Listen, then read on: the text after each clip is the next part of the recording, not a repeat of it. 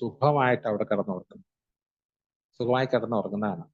അതുപോലെ എല്ലാ ജീവജാലങ്ങളും ഇപ്പോൾ സിംഹമാണെങ്കിൽ പോലും വയറ് നിറച്ച് ഭക്ഷണം കിട്ടിക്കഴിഞ്ഞാൽ അത് സുഖമായിട്ട് അവിടെ കിടന്നുറങ്ങും, ആരെയും ആക്രമിക്കാൻ പോവില്ല. അപ്പൊ എല്ലാ ജീവജാലങ്ങൾക്കും വേണ്ടത് സുഖമായിട്ട് എവിടെയെങ്കിലും ഇരിക്കുക. മനുഷ്യനും വേണ്ടതാണ്.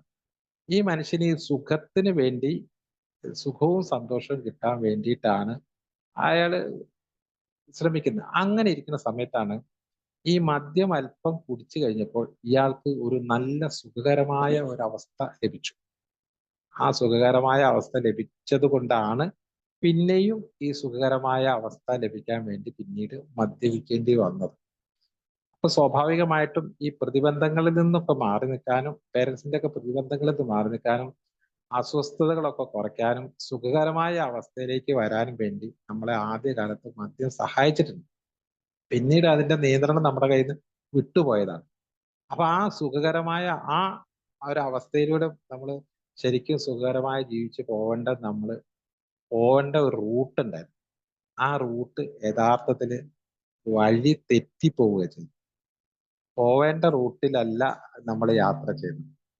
അതുകൊണ്ട് പറ്റിയ ഒരു വലിയ, അപ്പൊ അങ്ങനെ സംഭവിച്ചപ്പോ എന്താ വെച്ചാൽ അയാളുടെ ചിന്താഗതി മാറിയപ്പോ മനസ്സ് മാറി, കാഴ്ചപ്പാട് മാറി, അങ്ങനെ പേഴ്സണാലിറ്റി മാറി, വ്യക്തിത്വം മാറി, എല്ലാം ഏതോ ഒരു ആ, യഥാർത്ഥത്തിൽ നമ്മൾ ആവേണ്ടതല്ല നമ്മൾ ആയി മാറിയത് ഈ മദ്യപാനം വന്നത്. ഇപ്പൊ ഒരു വേറെ ഒരു ചിന്തയാണ്. ആ എല്ലാ ചിന്തയും മദ്യത്തിന് അനുകൂലമായിട്ടായതുകൊണ്ട് പല കാര്യങ്ങളും നമ്മൾ പല സമയത്തും ഒഴിവാക്കേണ്ടി വന്നു. അത് ചിലപ്പോൾ വീട്ടുകാരുടെ കാര്യം ഒഴിവാക്കേണ്ടി വരുന്നു, സാമ്പത്തിക കാര്യങ്ങളിൽ ഒഴിവാക്കേണ്ടി വരുന്നു, പല ഉത്തരവാദിത്തങ്ങളിൽ നിന്ന് നമുക്ക് ഒഴിവാക്കേണ്ടി വന്നു, ഉത്തരവാദിത്തം മാറി നിൽക്കേണ്ടി വന്നു. എല്ലാം നമുക്ക് ചെയ്യേണ്ടി വന്നത് നമ്മൾക്ക് ഈ സുഖകരമായ അവസ്ഥയെ തേടി നമ്മൾ ഇരിക്കുന്നത് കൊണ്ട്. ഒരു യാത്ര പോകുമ്പോഴാണേലും എല്ലാവരും ഒന്നിച്ച് യാത്ര പോകുമ്പോഴാണേലും നമ്മളുടെ സുഖകരമായ അവസ്ഥ മദ്യപിച്ചാലായതുകൊണ്ട് നമ്മൾ മദ്യപിക്കാൻ പോകും. അപ്പൊ ബാക്കിയുള്ളവരുടെ സുഖ സുഖത്തെ പറ്റി ഒന്നും നമ്മൾ ഓർത്തില്ല. അങ്ങനെ അപ്പൊ ഈ സുഖം നമുക്ക് ഈ സുഖം അനുഭവിക്കാനും ഒക്കെ ഉള്ള അവകാശം ഉണ്ടെങ്കിൽ പോലും നമ്മളുടെ സുഖവും സ്വാതന്ത്ര്യവും നമ്മൾക്ക് എങ്ങനെ വേണമെങ്കിലും അനുഭവിക്കാം. പക്ഷേ മറ്റൊരാളുടെ സുഖവും സ്വാതന്ത്ര്യവും തടസ്സപ്പെടുത്താനുള്ള അവകാശമില്ല. അങ്ങനെ പോയാൽ നമുക്ക് ആ സമൂഹത്തിൽ ജീവിക്കാൻ വലിയ പണിയായിരിക്കും. അതാണ് നമുക്ക് സംഭവിച്ചത്. നമുക്ക് സുഖകരമായ അവസ്ഥയിലേക്ക് നമ്മൾ മദ്യപിച്ച് പോയപ്പോ, മദ്യപാനത്തിന്റെ അളവ് കൂടിയപ്പോ നമ്മളോട് ചേർന്ന് നിൽക്കുന്ന പല ആൾക്കാരുടെയും സുഖവും പോയി, സന്തോഷവും പോയി. നമ്മൾക്കാണെങ്കിൽ സുഖവും സന്തോഷവും ഒട്ടും ലഭിച്ചിട്ടുമില്ല. അപ്പൊ ഒരു വ്യത്യസ്തമായ ഒരു ഇതിൽ, പക്ഷെ നമുക്കാണെങ്കിൽ ഈ സാധനം ഉപേക്ഷിക്കാനും പറ്റുന്നില്ല. അങ്ങനെ വന്നു കഴിഞ്ഞപ്പോൾ ജീവിതം ഒരു എന്റെ കയ്യിൽ നിയന്ത്രണമില്ലാത്ത ഒരവസ്ഥയിൽ എത്തിയത് കൊണ്ടാണ് കുടിക്കാതിരിക്കുകയാണ് വേണ്ടതെന്ന് പറയും. ഈ ഇങ്ങനെ ഇത്രയും കാലം നമ്മള് കഴിഞ്ഞുപോയ കാലങ്ങളെ എടുത്ത് വിശകലനം ചെയ്ത് നോക്കിക്കഴിഞ്ഞാൽ എന്തിനാണ് ഞാൻ കുടിക്കാതിരിക്കേണ്ടത് എന്നുള്ളതിനെ കുറിച്ച് നമുക്ക് കൃത്യമായ ഒരു ചിത്രം കിട്ടും. ഞാൻ സുഖം അനുഭവിക്കാൻ വേണ്ടി കുടിച്ചിട്ടുണ്ട്. ജോലി കഴിഞ്ഞ് വന്ന് ക്ഷീണം തീർക്കാൻ വേണ്ടിയിട്ട്, നല്ല ഭക്ഷണം കഴിക്കാൻ വേണ്ടിയിട്ട്, യാത്ര ചെയ്യുമ്പോൾ നല്ല യാത്ര ചെയ്യാൻ വേണ്ടിയിട്ടൊക്കെ ഞാൻ ഇത് കുടിച്ചിട്ടുണ്ട്. പക്ഷെ ഈ ഇതൊക്കെ ചെയ്യുമ്പോഴും എന്റെ സുഖത്തിന് വേണ്ടിയാണ് ഞാൻ ചെയ്യുന്നതെങ്കിലും മറ്റൊരാളുടെ സുഖത്തിന് തടസ്സപ്പെടുത്താൻ പാടില്ല. എല്ലാ നിയമങ്ങളും അങ്ങനെയാണ്. നിയമങ്ങള് എല്ലാം അങ്ങനെയാണല്ലോ. ഇപ്പൊ എനിക്ക് വണ്ടി ഏത് റോട്ടിലൂടെയും വണ്ടി ഓടിച്ചു പോകാനുള്ള അവകാശമുണ്ട്. പക്ഷെ വേറൊരാളുടെ വണ്ടിക്ക് ബ്ലോക്ക് ഇടാനുള്ള അവകാശം എനിക്കില്ല. അത് കേസാവും. ഇപ്പൊ യാത്രേന്റെ കാര്യം അങ്ങനെയാണ്. അതുപോലെ തന്നെ ജീവിതത്തിലും അങ്ങനെ തന്നെയാണ്. എനിക്ക് സുഖം അനുഭവിക്കാനുള്ള അർഹത ഉണ്ടെങ്കിലും, അതിനുള്ള അവകാശം ഉണ്ടെങ്കിലും മറ്റൊരാളുടെ സുഖത്തിനെ തടസ്സപ്പെടുത്താനുള്ള അവകാശമില്ല. പക്ഷെ മദ്യം ഇതിനെല്ലാം വിലങ്ങുതടിയായി നിന്നു. മറ്റൊരാളുടെ സുഖവും സന്തോഷവും പരിഗണിക്കാതെ അവരെത്രമാത്രം കഷ്ടപ്പെട്ടാലും ശരി എന്റെ സുഖം എനിക്ക് അനുഭവിക്കണം എന്ന ഒരു ചിന്തയിലേക്ക് മാറി. എന്നിട്ടോ നമ്മൾക്ക് സുഖം അനുഭവിക്കുന്നില്ല. കാരണം നമുക്ക് സുഖം കിട്ടുന്ന ഒരു കാലഘട്ടം ഉണ്ടായിരുന്നു ആദ്യകാലത്ത് മദ്യപിച്ചിട്ട്. അത് പിന്നീട് കിട്ടാതായിപ്പോയി. അപ്പൊ അതിനെ തേടി നമ്മൾ വീണ്ടും അടിക്കുന്നതോടുകൂടി നമ്മളുടെ ചിന്താശേഷിയെ മൊത്തം തകരാറിലാക്കുന്നു. അതുകൊണ്ട് ചിലപ്പോൾ ആക്സിഡന്റ് വരെ സംഭവിക്കുന്നു. അതുകൊണ്ട് നമ്മൾ പറയുന്ന വർത്തമാനം മോശമാവുന്നു. വായി കിടക്കുന്ന സാധനം എന്തും വിളിച്ചു പറയുന്നു. അങ്ങനെ അതുപോലെ തന്നെ പ്രശ്നങ്ങളൊക്കെ വന്നു കഴിഞ്ഞാൽ അത് പരിഹരിക്കാതെ പോകുന്നു.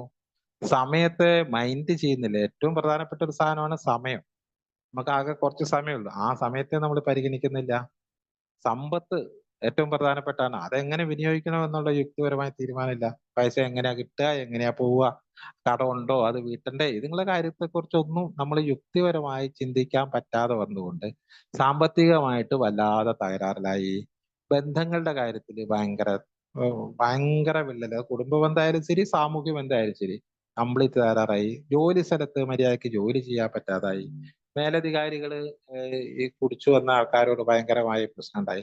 ഇതിന് പുറമെ വീട്ടുകാരുമായിട്ട് കച്ചറുണ്ടാക്കിയിട്ട് കേസായി, പോലീസ് സ്റ്റേഷനായി, കോടതിയായി, ജയിലായി, ഇങ്ങനെ ഓരോ ഘട്ടത്തിലേക്ക് മാറി മാറി മാറി ആൾക്കാർ പോവുക. എന്നാലും ഈ കുടി കൊണ്ടുണ്ടാക്കിയ പ്രശ്നമാണ് എന്ന് നമ്മൾ തിരിച്ചറിയാതെ ആ സന്ദർഭത്തിൽ മറ്റവര് ചെയ്ത തോന്നിയാസം കൊണ്ടാണ് ഞാനിത് ചെയ്യേണ്ടി വന്നതെന്നാണ്.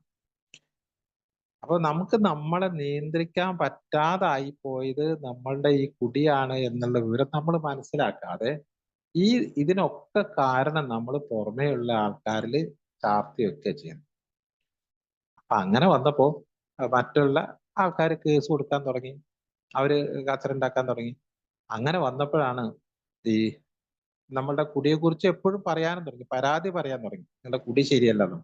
ഈ സമയത്തൊക്കെ എന്റെ കുടി ശരിയാണോ ഇല്ലയോ എന്നുള്ളൊരു ഞാൻ തീരുമാനിച്ചോളാം, അത് നിങ്ങളാരും വരണ്ട, എനിക്കറിയാം എങ്ങനെ കുടിക്കാമെന്ന് എന്ന ഒരു ന്യായീകരണമായിട്ട് നമ്മൾ ഒരുപാട് കാലം നടക്കുകയും ചെയ്തു. അവസാനം ഗതികെട്ട ഒരവസരത്തിലാണ് നമ്മൾ പല ആൾക്കാരും ഇത് നിർത്തണം എന്ന് തോന്നുന്നത്. ഇത് നിർത്താനുള്ള തോന്നലുണ്ടായപ്പോ പോലും എന്തിനാണ് മനുഷ്യരെ ഇങ്ങനെ ജീവിക്കുന്നത്? കുറച്ചൊക്കെ സുഖിക്കാനല്ലേ?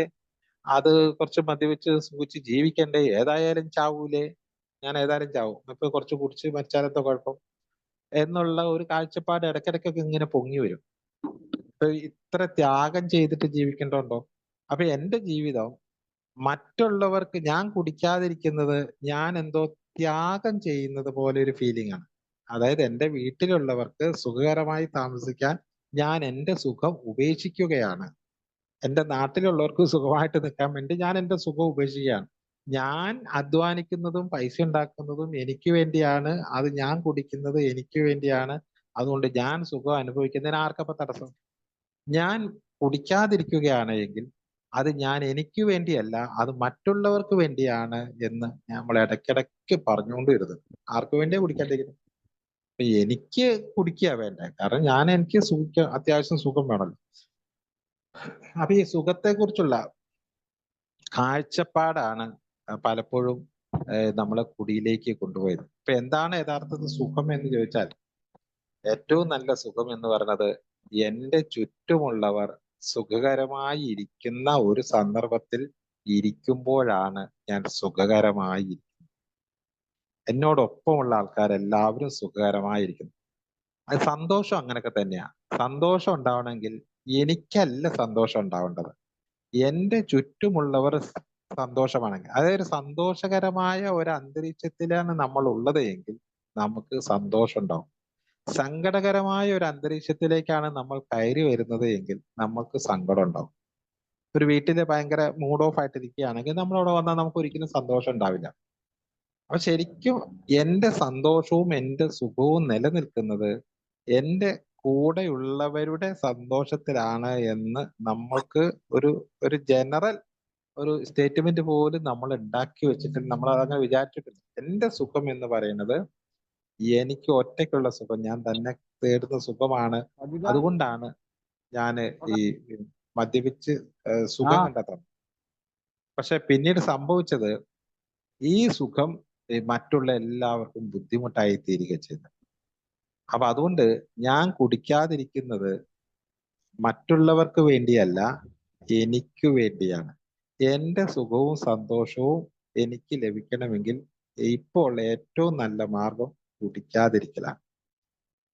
അപ്പൊ അടുത്ത ചോദ്യം വരിക, ഈ കുടിക്കാതെ ഇരുന്ന് കഴിഞ്ഞാല് ഇയാള് ഒരു മോശക്കാരനാവും, അല്ലെങ്കിൽ ഒന്നിനും കൊള്ളാത്തവനാവും, ഒരു ഊർജമില്ലാത്തവനാവും, ഒരു എന്താ പറയാ, ഏഹ്, ഒരു മൊയന്ത് എന്നൊക്കെ പറഞ്ഞ പോലെ ഒന്നിനും കൊള്ളാത്ത ഒരു ഇതായിട്ട് മാറും എന്ന ഒരു ചിന്ത പലപ്പോഴും നമുക്കുണ്ടായിരുന്നു. ശരിയാണ്, ഒരു പരിധി വരെ അത് ശരിയാണ്. ആദ്യ കാലത്ത് അങ്ങനെ തന്നെ സംഭവിച്ചു. കാരണം കുടിക്കുമ്പോ കിട്ടിക്കൊണ്ടിരുന്ന ആ ഒരു ഊർജം കുടി മാറ്റി വെക്കുമ്പോൾ ഉണ്ടാവുന്നില്ല. അപ്പൊ കുറച്ചു കാലത്തേക്ക് ഒരു നിസ്സംഗത ഫീൽ ചെയ്യും. ആ നിസ്സംഗതയിൽ നിന്ന് വീണ്ടും ഈ ഊർജം കണ്ടെത്താനുള്ള, നമ്മുടെ മനസ്സിനെ നല്ല എഫക്റ്റീവായി പ്രവർത്തിപ്പിക്കാനുള്ള, സന്തോഷകരമായി നിലനിർത്താനുള്ള ഊർജം കണ്ടെത്താനുള്ള ടെക്നിക്ക് മനസ്സിലായിട്ടില്ലെങ്കിൽ അസ്വസ്ഥമായി തന്നെ നിലനിൽക്കും. എങ്ങനെയാണ് ഒരു മനുഷ്യന് അവരുടെ ജീവിതത്തില് സന്തോഷത്തിലേക്കുള്ള ഊർജം കണ്ടെത്തുക? ഈ ഊർജം കണ്ടെത്താൻ ഉള്ള കുറെ വഴികൾ പറഞ്ഞു തന്ന ഒരു മഹത്തായ ഒരു കൂട്ടായ്മയാണ് ആൽക്കഹോളിക്സ് അനോണിമസ്. എങ്ങനെ നമുക്ക് മദ്യപിക്കാതെ സന്തോഷകരമായി ജീവിക്കാം എന്നുള്ളത്. അങ്ങനെ മദ്യപിക്കാതെ സന്തോഷകരമായി ജീവിക്കണമെങ്കിൽ ആദ്യം വേണ്ടത്, ഈ കക്ഷി ഇതുവരെ ഉണ്ടാക്കി വെച്ചിട്ടുള്ള മദ്യവുമായി ബന്ധപ്പെട്ട എല്ലാ കാഴ്ചപ്പാടുകളെയും മാറ്റിമറിക്കുക എന്നുള്ളത്. ഒരു ഷഫ്ലിംഗ് നടത്തുക എന്നുള്ളത്. ഇത്രയും കാലം മദ്യം എങ്ങനെ ചിന്തിച്ചാലും അതിന്റെ ഒരു കോണിൽ മദ്യം ഉണ്ടാവും. യാത്ര പോവാണെങ്കിൽ അതിന്റെ ഒരു കോണിൽ മദ്യം ഉണ്ടാവും, ഭക്ഷണം കഴിക്കുകയാണെങ്കിൽ അതിന്റെ ഒരു കോണിൽ മദ്യം ഉണ്ടാവും, കല്യാണത്തിന് ഒരു കോണിൽ മദ്യം ഉണ്ടാവും, ബർത്ത്ഡേക്കാണെങ്കിലും അതിന്റെ ഒരു കോണില് മദ്യവുമായി ബന്ധപ്പെട്ട് മാത്രമാണ് ഒരു മദ്യാസക്തന് ഏതൊരു പരിപാടിയും കാണാൻ കഴിയും. അപ്പൊ അതുകൊണ്ട് തന്നെ ഈ മദ്യത്തെ അങ്ങോട്ട് മാറ്റി വെക്കുക എന്ന് പറഞ്ഞാൽ ഇയാളുടെ ജീവിതത്തിന്റെ ഏറ്റവും പ്രധാനപ്പെട്ട ഒരു കണ്ണിയെ മാറ്റി വെക്കണം. അതിനെ അങ്ങോട്ട് മാറ്റി വെക്കണമെങ്കിൽ അതിനൊരു തക്കതായ കാരണം ഉണ്ടാവണം. ഈ തക്കതായ കാരണം പലർക്കും ഉണ്ടായിട്ടുണ്ട്. ഭാര്യ പിണങ്ങിപ്പോയവരുണ്ട്, മദ്യപിച്ച് പോലീസ് പിടിച്ചവരുണ്ട്, ജയിലിൽ പോയവരുണ്ട്, സാമ്പത്തികമായി വലിയ നഷ്ടം സംഭവിച്ചവരുണ്ട്, അങ്ങനെ വലിയ കച്ചവടം പൊട്ടിപ്പോയവരുണ്ട്, അടിപിടി കൂടിയിട്ടുള്ളവരുണ്ട്, അങ്ങനെ വീട്ടിൽ നിന്ന് ഇറക്കി വിട്ടവരുണ്ട്. എന്നെയൊക്കെ വീട്ടിൽ നിന്ന് ഇറക്കി വിട്ടതാ അച്ഛൻ. നീ പോയി വേറെ എവിടെയും പോയി താമസിച്ചോ, വാടകയ്ക്കെങ്കിൽ വാടകയ്ക്ക്. അങ്ങനെ ഞാൻ വാടകയ്ക്ക് പോയി താമസിച്ച ആളാ. അപ്പൊ അങ്ങനെ ഒക്കെ വന്നു കഴിഞ്ഞപ്പോഴാണ് ശരിക്കും ഒരു ഷോക്ക്, ഒരു ഷോക്ക് ട്രീറ്റ്മെന്റ് പോലെ ഒരു സാധനം വന്നപ്പോഴാണ് എന്റെ കുടിയെ കുറിച്ച് ഒന്ന് ആലോചിക്കാൻ എനിക്ക് തോന്നിയത്. എന്റെ കുടി കൂടുതലാന്നല്ല, കുടി കൊണ്ട് എനിക്ക് ഒരുപാട് പ്രശ്നങ്ങൾ ഉണ്ടായിട്ടുണ്ടെന്നുള്ള ഒരു ചിന്തയാണ് ഉണ്ടായത്. അപ്പോഴാണ് യഥാർത്ഥത്തിൽ മനസ്സിലായത്, ഞാൻ എന്ന് പറയുന്ന ഒരു മനുഷ്യൻ ജനിച്ച് ജീവിച്ച് ഒരു 10 വയസ്സ് വരെ നാട്ടില് മാന്യനായിട്ട് നിന്ന ഒരു മനുഷ്യൻ, പിന്നെ കുറേശ്ശെ കള്ളു കുടിക്കാൻ തുടങ്ങിയ സമയത്തും വലിയൊരു കുഴപ്പമില്ലാതെ നിന്ന ആള്, പിന്നീട് എന്റെ കയ്യിൽ നിന്ന് നിയന്ത്രണം വിട്ടപ്പോ കേന്ദ്ര ബിന്ദു മദ്യമായി മാറിയ ഒരു മാരകമായ ഒരു അവസ്ഥയുണ്ട്. ഒരു 5-8 വർഷക്കാലം കേന്ദ്രം മദ്യമായിട്ട്. ആ സമയത്ത് കുടിക്കാൻ ആരും വേണമെന്നില്ല, കുടിക്കാൻ സമയം പ്രശ്നമല്ല, കുടിക്കാൻ പൈസ പ്രശ്നമല്ല, കുടിക്കാൻ കൂട്ടുകാർ പ്രശ്നമല്ല, ഒന്നും തടസ്സമല്ലാത്ത ഒരു ഘട്ടത്തിലേക്ക് വന്നപ്പോഴാണ് എന്റെ ജീവിതം അനിയന്ത്രിതമായി പോയി മനസ്സിലായി. അങ്ങനെ വന്നപ്പോഴാണ് ഞാന് കുടിക്കാതിരിക്കേണ്ട ആവശ്യത്തെക്കുറിച്ച് ചിന്തിച്ചത്. എന്തുകൊണ്ടാണ് ഞാൻ കുടിക്കാതിരിക്കേണ്ടത് വളരെ സിമ്പിൾ ആയിട്ട് എനിക്ക് എയിൽ വന്നപ്പോ മനസ്സിലായി. ഈ പറഞ്ഞ മേഖലയിലൊക്കെ ഞാൻ എന്ന് പറഞ്ഞ ആള് എത്തിച്ചേരേണ്ട ഒരു റൂട്ടുണ്ട്. ഒരു ഒരു കുടുംബത്തിലെ ഒരു വ്യക്തി എന്ന നിലയ്ക്ക് എന്റെ സന്തോഷവും എന്റെ ഉന്നമനവും, അതുപോലെ എന്റെ കൂടെയുള്ളവരുടെ സന്തോഷവും അവരുടെ ഉന്നമനം, എന്റെ കുടുംബത്തിലെ, എന്റെ നാട്ടിലെ, അതുപോലെ എന്റെ പ്രദേശത്തെ ഒക്കെ ഒരു പ്രധാനപ്പെട്ട ഒരു കക്ഷിയാണ് ഞാൻ. പക്ഷെ ഇവിടെ നിന്നൊക്കെ ഞാന് ഒറ്റപ്പെടുന്ന ഒരവസ്ഥ വന്നപ്പോഴാണ് യഥാർത്ഥത്തില് എനിക്ക് കൂടി നിർത്തണം എന്ന ഒരു തോന്നൽ. ഇങ്ങനെ ഒരാളല്ല ഞാൻ. നമ്മൾ ശരിക്കും ട്രാക്ക് മാറിപ്പോയി. ഒരു കാട്ടിലൂടെ കയറി കഴിഞ്ഞ് ഇങ്ങനെ പോവുക. അപ്പോ എത്തിച്ചേരേണ്ട ഒരു വഴിയിലേക്ക്, ഒരു സ്ഥലത്തേക്ക് നമ്മളിങ്ങനെ പോണ സമയത്ത് വഴി തെറ്റിപ്പോയ റൂട്ട് മാറി പോവുകയല്ല ചെയ്ത്, ശരിക്കും വഴി തെറ്റി പോവുക ചെയ്തു. അങ്ങനെ ഒരു ഘട്ടത്തിലെത്തി ഇതല്ല എന്റെ വഴി എന്ന് തിരിച്ചറിഞ്ഞു കഴിഞ്ഞാൽ തിരിച്ചു വന്നിട്ട് ശരിയായ വഴിയിലൂടെ പോയാൽ മാത്രമേ നമുക്ക് ലക്ഷ്യത്തിലെത്താൻ പറ്റൂ. അങ്ങനെ ഒരു ലക്ഷ്യം ജീവിതത്തിന് ഇല്ലാത്തത് കൊണ്ടാണ് ഈ വഴി തെറ്റിപ്പോയിട്ടും അതങ്ങനെ അങ്ങോട്ട് തുടർന്നുകൊണ്ടിരിക്കുന്നത്. യഥാർത്ഥത്തിൽ നമ്മളുടെ ലക്ഷ്യം എന്ന് പറയുന്നത് ഞാൻ പറഞ്ഞ പോലെ സുഖകരമായി ജീവിക്കുക, എന്റെ ഒപ്പം ഉള്ള ഒരു സുഖകരമായ ജീവിക്കുക. അതിന് നമുക്ക് തടസ്സം വന്നത് നമ്മളുടെ മനസ്സാണ്. നമ്മൾ ഉണ്ടാക്കി വെച്ച മദ്യത്തോടും അതിനോടനുബന്ധിച്ചിട്ടുള്ള സംഗതികളോടും ഉണ്ടാക്കി വെച്ച ഒരു വലിയ പ്രണയമാണ്. മദ്യത്തോട് ഭയങ്കര ഒരു പ്രണയം. ഈ പ്രണയം അവസാനിപ്പിക്കണമെങ്കിൽ നമുക്ക് അത് അങ്ങ് വിട്ട് കളയുക എന്നുള്ളത് അത്ര എളുപ്പമല്ല. അത്രമാത്രം അടുത്ത ഒരു ബന്ധം അതുമായിട്ടുണ്ട് എന്നുള്ളതുകൊണ്ട് അതിനെ അങ്ങോട്ട് മാറ്റി വെക്കണമെങ്കിൽ മിക്കവാറും ആൾക്കാർക്ക് അതുമായി ബന്ധപ്പെട്ട ഒരു വലിയ ഷോക്ക് സംഭവിച്ചു. അങ്ങനെ സംഭവിച്ചു കഴിഞ്ഞപ്പോഴാണ് മാറണം എന്ന് തോന്നുന്നു. അപ്പോൾ ആ ഷോക്ക് തീവ്രമാണ് എങ്കിൽ, അതിശക്തമാണ് എങ്കിൽ മാറണം, മാറിയേ പറ്റൂ, അല്ലെങ്കിൽ എനിക്ക് മാറി ചിന്തിച്ചേ പറ്റൂ എന്ന് അതിശക്തമായ ഒരു ആഗ്രഹം ഇല്ലാതെ ആൽക്കഹോളിക്സ് അനോണിമസിലെ സന്ദർശകരായിട്ട് വരുന്ന ഒരുപാട് ആൾക്കാരുണ്ട്. അതായത് താൽക്കാലികമായി ഒരു വെടിനിർത്തൽ, ഗാസയിലൊക്കെ വെടിനിർത്തിയ പോലെ താൽക്കാലികമായി ഒരു വെടിനിർത്തൽ എന്ന നിലയിൽ പല ആൾക്കാരും ആൽക്കഹോളിക്സ് അനോണിമസ് വന്ന് കുറച്ചു ദിവസമൊക്കെ എങ്ങനെ നടന്ന് അവര് വീണ്ടും അവരുടെ പഴയ താവളത്തിലേക്ക് തിരിച്ചു പോയവർ എത്രയോ പേരുണ്ട്. അവരൊക്കെ അങ്ങനെ ആവാൻ കാരണം ഈ പറഞ്ഞതുപോലെ ഒരു മാറ്റിമറിക്കല്, മനസ്സിനെ മാറ്റിമറിക്കുന്ന ഒരു പരിപാടിയിൽ തയ്യാറായി. അത് തയ്യാറാവാത്തതിന്റെ കാരണം മാറ്റിമറിച്ചു കഴിഞ്ഞാൽ സുഖകരമല്ലാത്ത ഒരു ജീവിതമാണ് എന്നാണ് വിചാരിച്ചുകൊണ്ടിരിക്കുന്നത്. മദ്യപിച്ചുകൊണ്ട് നടക്കുന്ന ജീവിതമാണ് ശരിയായ ജീവിതമെന്നും അതാണ് സുഖസുന്ദരമായ ജീവിതമെന്നും ഏതോ ഒരു ഘട്ടത്തിൽ അറിയാതെ വിശ്വസിച്ചു. അതല്ലാതെ മദ്യമില്ലാത്ത ഒരു ജീവിതം ഒരു ജീവിതമേ അല്ല. അങ്ങനെ ജീവിക്കുന്ന ആൾക്കാരെ കുറിച്ചൊക്കെ വളരെ പുച്ഛമായിരുന്നു കുടിക്കുന്ന സമയത്ത്. എന്തിനാണ് അയാൾ ഇങ്ങനെ ഉണ്ടാക്കുന്നത്? ജീവിതത്തിന്റെ ആനന്ദം തിരിച്ചറിയാതെ അയാൾ എന്തിനെങ്ങനെ ജീവിക്കുന്നത്? മദ്യപിക്കാതെ നടക്കുന്ന ആൾക്കാരെ കുറിച്ച് മദ്യപിച്ചു നടക്കുമ്പോൾ ഉണ്ടായിരുന്ന ഒരു ചിന്തയാണ്. അപ്പോൾ ശരിയായ സുന്ദരമായ ജീവിതം മദ്യപിച്ചുള്ള ജീവിതമാണ് എന്ന് വിചാരിച്ചു നടത്തുന്ന ഈ മദ്യപിക്കാത്ത ഈ ജീവിതം, ഈ നരകതുല്യമായ ജീവിതത്തിലേക്ക് ഞാൻ പോകണമെങ്കിൽ എനിക്ക് എന്തെങ്കിലുമൊക്കെ സംഭവിച്ചിരിക്കും. അപ്പൊ അങ്ങനെ സംഭവിക്കാതെ തന്നെ പോകുന്ന ആൾക്കാർ ഉണ്ട്. അത്ഭുതം എന്ന് പറയട്ടെ, അവരാണ് ഭാഗ്യവാന്മാര്. അത്ര വലിയ ഡീപ്പായിട്ട് നഷ്ടങ്ങൾ സംഭവിച്ച ശേഷമാണ് പലരും തിരിച്ചറിയുന്നത്. എത്ര പെട്ടെന്ന് തിരിച്ചറിഞ്ഞ് റൂട്ട് മാറ്റി ട്രാക്ക് മാറ്റി കയറുന്നോ അത്രയും ഭാഗ്യവാന്മാർ. അതുപോലുള്ള കുറെ ഭാഗ്യവാന്മാർ ഉണ്ട്, ഞാൻ കണ്ടിട്ടുണ്ട്. വലിയ ഡാമേജ് ഒന്നും സംഭവിക്കാതെ തന്നെ പെട്ടെന്ന് റിയലൈസ് ചെയ്തു എനിക്ക് മാറണം, ശരിയാവൂല എന്ന് തീരുമാനിച്ചുകൊണ്ട് അങ്ങനെ ഒരു മാറണം എന്ന് തീരുമാനിച്ച്, കുടിയിൽ നിന്ന് മാറണം എന്ന് തീരുമാനിച്ച് വന്ന ആൾക്കാർക്കാണ് വലിയ പ്രശ്നം ഉണ്ടായത്. എങ്ങനെയാണ് ഈ കുടിക്കാതിരിക്കുക? എങ്ങനെയാണ് ഈ മദ്യപാനം മാറി നിൽക്കുന്നത്? ഇതൊരു വലിയ പ്രോബ്ലമാണ്. കുടിക്കാതിരിക്കാൻ ഞാൻ എൻ്റെ വീട്ടിലുള്ള ആൾക്കാരുടെ സ്വഭാവം, അവിടുത്തെ പ്രശ്നങ്ങള്, പ്രതിസന്ധി അതെല്ലാം ഒന്നും മാറുന്നില്ല. അതുപോലെ നാട്ടിലെ കൂട്ടുകാർ മാറുന്നില്ല, ബിവറേജ് മാറുന്നില്ല, സാധനം കൊണ്ടുവരുന്ന ഓട്ടോറിക്ഷക്കാരും മാറുന്നില്ല, ഈ കൊനിഷ്ഠ വർത്താനം പറയുന്ന വീട്ടിലെ മറ്റുള്ളവരൊന്നും മാറുന്നില്ല. ഒന്നും മാറാതെ എനിക്ക് സ്വസ്ഥമായിട്ട് ഒരു ഇല്ലത്ത് ഇരിക്കാൻ പോലും പറ്റാത്തൊരവസ്ഥയുള്ള സമയത്ത് ഈ കുടിയാണ് എന്നെ അല്പമെങ്കിലും സമാധാനം ഉണ്ടാക്കിക്കൊണ്ടിരുന്നത്. അപ്പൊ ഈ കുടി അങ്ങ് മാറ്റി വെച്ച് കഴിഞ്ഞാല് ഞാൻ പിന്നെ എങ്ങനെ ജീവിക്കുന്നത് എന്ന ഒരു തോന്നൽ വരും.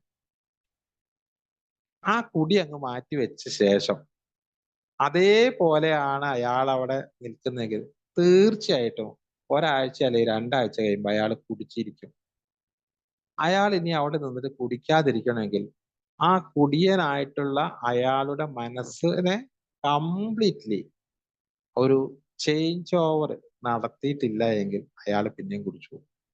അപ്പൊ ഒരു എന്താ പറയാ, ട്രാൻസ്ഫോർമേഷൻ എന്നാ പറയാ, ഒരു പരിവർത്തനം, ഒരു മാനസിക പരിവർത്തനം സംഭവിക്കുന്നത്. അതായത് ഒരു പുനർജന്മം എന്ന് വേണമെങ്കിൽ പറയാം. മറ്റൊരു ജീവിതം. ആ ജീവിതത്തിൽ മറ്റൊരു കാഴ്ചപ്പാടാണ്. ഇതുവരെ കണ്ട ഒരു കാഴ്ചയേ അല്ല നമ്മളിപ്പോ ഈ ആൽക്കഹോളിക്സ് അനോണിമസിലൂടെ വരുമ്പോ കാണുന്നത്. ഈ കാഴ്ച എന്ന് പറഞ്ഞ സാധനം നമ്മൾ വിചാരിക്കും, ഏഹ് പലപ്പോഴും എനിക്ക് തന്നെ ഒരുപാട് സമയത്ത് ഫീൽ ചെയ്തിട്ടുണ്ട്. കാഴ്ച എന്ന് പറഞ്ഞ സാധനം നമ്മളിങ്ങനെ കണ്ണുകൊണ്ട് കാണുന്ന ഒരു സാധനം, ഈ കാണുന്നതാണ് കാഴ്ച. യഥാർത്ഥത്തിൽ അതല്ല കാഴ്ച. ഈ കാണുന്നതല്ല കാഴ്ച. ഈ കാണുമ്പോ നമ്മളുടെ മനസ്സിൽ എന്താണോ അതിനനുസരിച്ചാണ് നമ്മൾ ആ കാഴ്ച കാണുക. റിയൽ ആയിട്ട് പുറമേ ഉള്ള അതല്ല. അതിനെ അതിൻ്റെ അകത്തുനിന്ന് നമ്മുടെ ഉള്ളിൽ മനസ്സ് ഒരു സങ്കടമുള്ള ഒരു മനസ്സാണെന്ന് കരുതുക. അങ്ങനെയാണെങ്കിൽ നമ്മൾ ആ കാണുന്നതിന് ഒരു വെറുപ്പോട് കൂടിയായിരിക്കും അതിനെ കാണുക. ഒരു നല്ല ഒരു ഭയങ്കരമായി അത് ഭയങ്കരമായി ദേഷ്യപ്പെട്ടിരിക്കുന്ന സമയത്ത് വേറെ ഒരു കൂട്ടർ ചിരിക്കുന്ന കാണുകയാണെങ്കിൽ ആ കാണുമ്പോൾ നമുക്ക് ചിരിക്കാനല്ല തോന്നും, വല്ലാത്തൊരു അമർഷമാണ് വരിക. അതുപോലെ ഏതെങ്കിലും ഒരു വിജയം ഒരാൾ കൈവരിക്കുകയാണ്. ഒരാളൊരു വിജയം കൈവരിച്ച് എല്ലാവരും അയാളെ അഭിനന്ദിക്കുമ്പോൾ നമുക്ക് അയാളോടുള്ള ദേഷ്യമാണ് എങ്കിൽ നമുക്കത് ഭയങ്കരമായിട്ടുള്ള ദേഷ്യവും അസൂയായിട്ട് വരും. എന്റെ മനസ്സ് എങ്ങനെ ഇരിക്കുന്നോ അതിനനുസരിച്ചാണ് നമ്മൾ ആ കാര്യത്തെ കാണുന്നത്. ഇത് എനിക്ക് വലിയൊരു തിരിച്ചറിവാണ്. ഒരേ സംഗതിയെ തന്നെ വ്യത്യസ്ത രീതിയിൽ ഒരാൾക്ക് കാണാൻ പറ്റും. കാണണമെങ്കിൽ അയാളുടെ മനസ്സിന് മാറ്റം വരണം, പരിവർത്തനം സംഭവിക്കണം, ട്രാൻസ്ഫോർമേഷൻ നടക്കണം. ഇങ്ങനെ ഒരു മദ്യാസക്തന്റെ ഒരു കാഴ്ചയുണ്ട്. മദ്യപിച്ച ഒപ്പം ഉണ്ടാക്കിയിട്ടുള്ള രൂപപ്പെടുത്തി വെച്ചിട്ടുള്ള ഒരു മനസ്സ്. ആ മനസ്സിന്റെ മനസ്സ്, അതായത് കോൺഷ്യസ് മൈൻഡും സബ് കോൺഷ്യസ് മൈൻഡും. സബ് കോൺഷ്യസ് മൈൻഡ് ആണല്ലോ നമ്മൾ ഇതെല്ലാം എന്താ പറയാ വെളിപ്പെടുത്തിക്കൊണ്ടുവരുന്ന സംഗതി. ഇത്രയും കാലത്തെ അനുഭവങ്ങളെല്ലാം സ്റ്റോർ ചെയ്തിരിക്കുന്ന മനസ്സ്. അത് വെച്ചിട്ടാണ് നമ്മൾ കാണുന്നത്. നമ്മളൊരു ഒരു ഒരു ചങ്ങാതിയെ, നമുക്ക് ഇഷ്ടമില്ലാത്തൊരു ചങ്ങാതിയാണ് അതിലെ കൂടി നല്ല ഷർട്ട് ഇട്ട് പോകുന്നതെങ്കിൽ, നല്ല ഷർട്ടും നല്ല പാൻറ്റും ഇട്ട് പോവാണ്. അയാളെ കണ്ടപ്പോ വേറൊരാൾ പറയും, അയാൾ നല്ല സുന്ദരനായിട്ട് നടക്കുന്നുണ്ടെന്ന് പറയും. നമുക്ക് അയാളുടെ വെറുപ്പുള്ളത് കൊണ്ട് നമ്മൾ അയാളെ കാണുന്നത് ഒരു ദുഷ്ടനായിട്ടാണ്. രണ്ടുപേര് കാണുന്നത് രണ്ട് തരത്തിലാണ്. അയാൾ ഇങ്ങനെ നടന്നു പോകുന്നു. ഒരാളുടെ മനസ്സിൽ അയാളുടെ വെറുപ്പാണ്, മറ്റേ ആളുടെ മനസ്സിൽ അയാളുടെ ഇഷ്ടമാണ്. അതുകൊണ്ട് രണ്ടുപേരും രണ്ട് തരത്തിലാണ് കാണുന്നത്. അപ്പൊ അത് അങ്ങനെ കാണാൻ കാരണം രണ്ടുപേരുടെയും മനസ്സാണ്. ഈ മദ്യാസക്തന്റെ ഒരു മനസ്സ് ഇത് വെച്ചിട്ടാണ് നമ്മൾ ലോകത്തെ മുഴുവൻ കണ്ടുകൊണ്ടിരുന്നത്. അത് വെച്ചിട്ടാണ് നമ്മൾ സുഖം എന്താന്ന് തീരുമാനിച്ചത്, അത് വെച്ചിട്ടാണ് സന്തോഷം തീരുമാനിച്ചുകൊണ്ടിരിക്കുന്നത്, അത് വെച്ചിട്ടാണ് ആൾക്കാരെ പോലും കണ്ടുകൊണ്ടിരുന്നത്. ആ ഒരു മനസ്സിനെ കംപ്ലീറ്റ്ലി എന്താ പറയാ ഫോമാറ്റ് ചെയ്തിട്ട് പുതിയതിനെ ഇൻസ്റ്റാൾ ചെയ്താലാണ് യഥാർത്ഥത്തിൽ ഒരു ട്രാൻസ്ഫോർമേഷൻ നടക്കുക.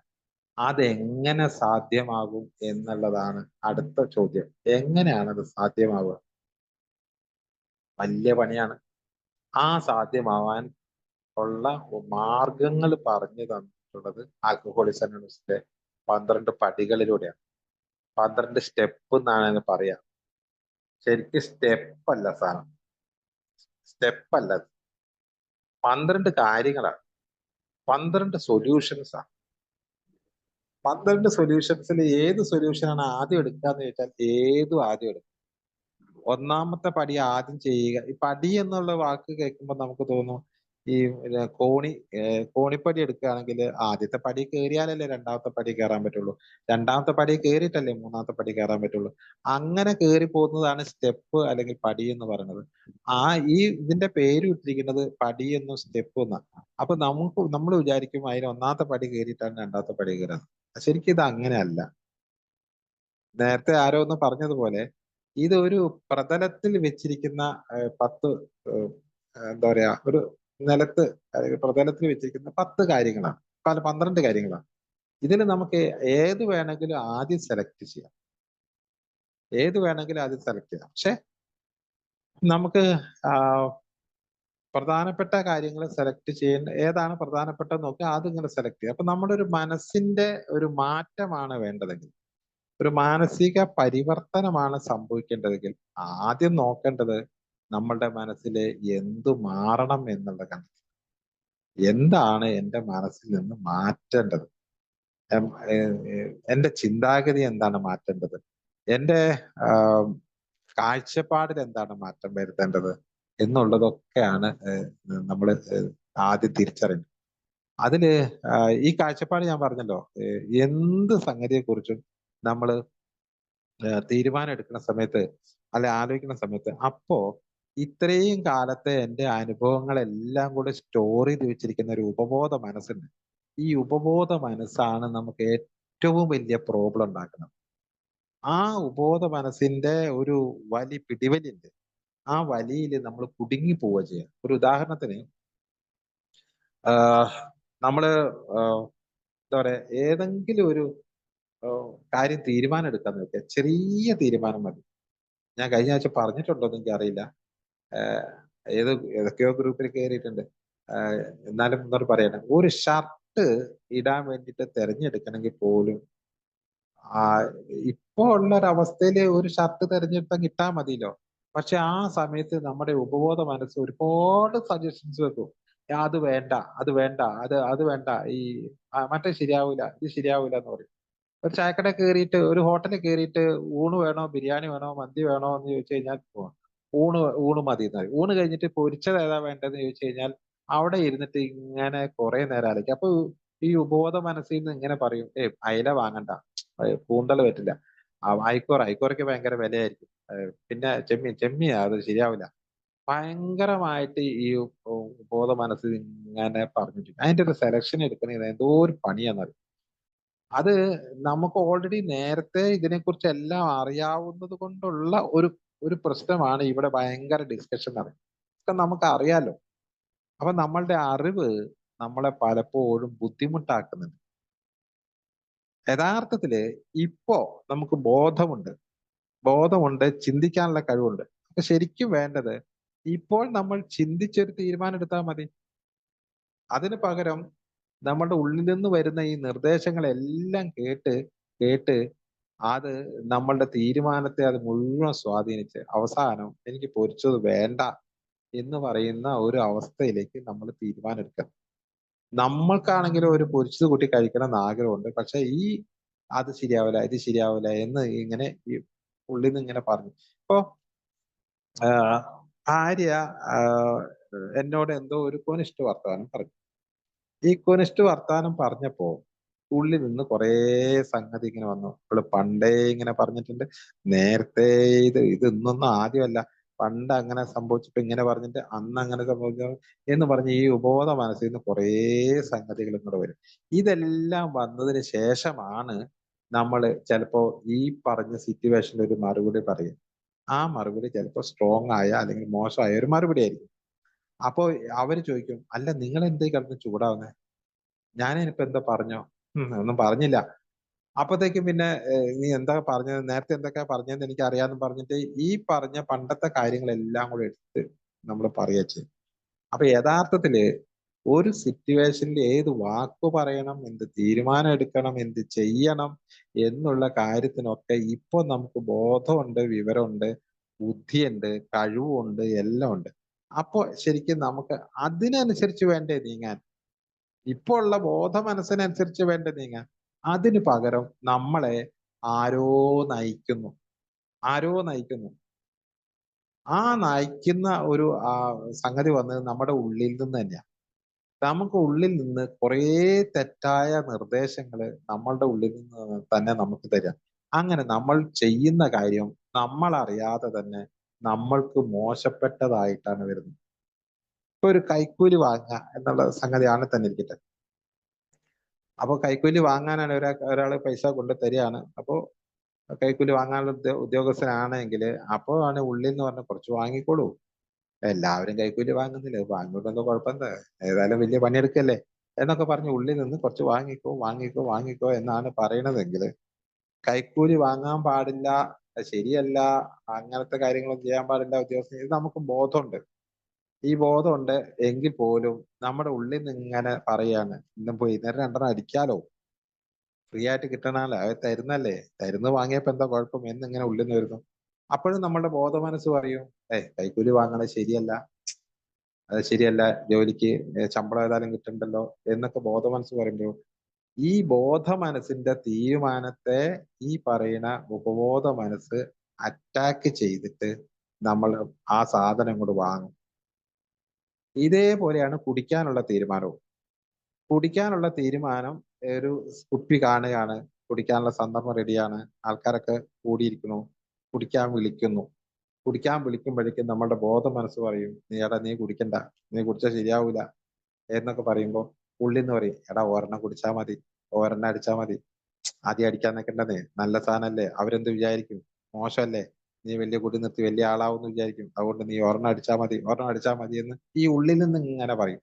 അപ്പോഴും നമുക്ക് വേണ്ട, ഏത് ശരിയാവില്ല, എനിക്ക് കുടിച്ചാൽ ശരിയാവില്ല എന്ന് നമ്മുടെ ബോധ മനസ്സിങ്ങനെ പറയും. അപ്പോൾ ശക്തി ബോധ മനസ്സിനാണ് എങ്കിൽ മാത്രമേ ആ തീരുമാനം എടുത്ത് നമ്മൾ ഇങ്ങോട്ട് പോരുള്ളൂ.